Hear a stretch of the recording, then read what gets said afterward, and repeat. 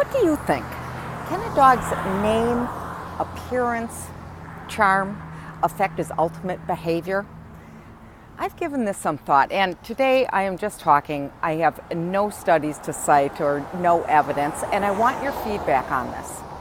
You know, a lot of times we name a dog, and what you name him invokes a much different image than what other people get. I had a student who named her dog Rocky, and we were talking about that, and when her and her two children were discussing it, she was thinking, oh, Rocky, like rockabye my baby.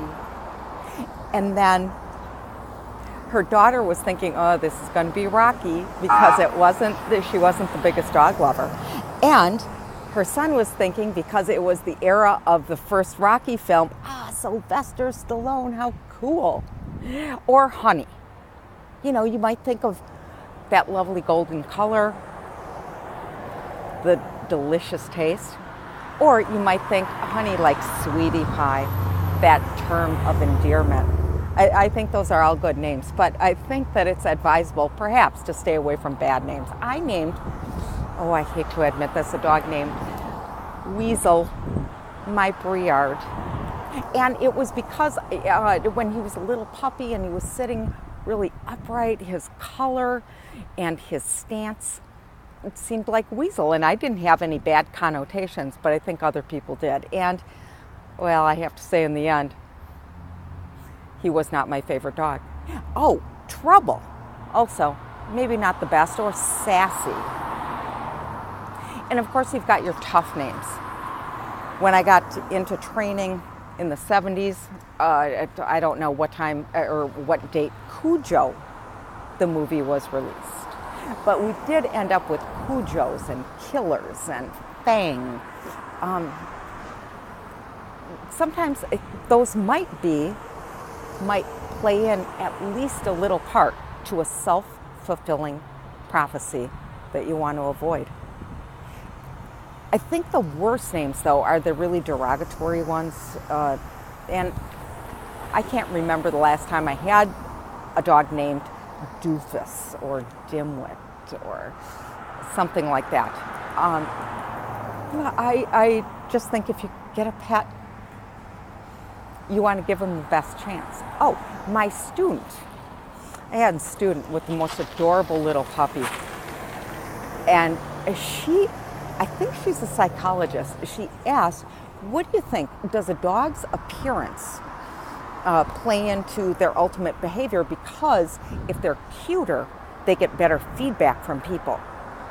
And I think that that's possible, but I also think there's a flip side to that.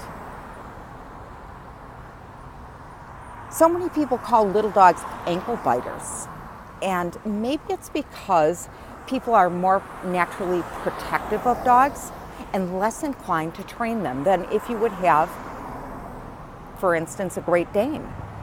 You're not going to be carrying him down the stairs to go potty. If he starts pulling your shoulder out of the socket, you might want to train him, versus someone with a little dog who can make excuses for a longer time or be in denial. And what about pure charm? Now, these are studies that we've all been familiar with. How did dogs come to be so, get into the fold of human life? And it's because the ones who were most charming and solicited warmth, food, shelter, those were the ones who were able to procreate, and that's why dogs are as lovely as they are. I think there's something to be said for that. And by the way, I'm on my way into this building. It's PBS Hawaii, and I'm going to see a John Coltrane documentary, of course, the famous jazz musician. Until we speak, give me your feedback.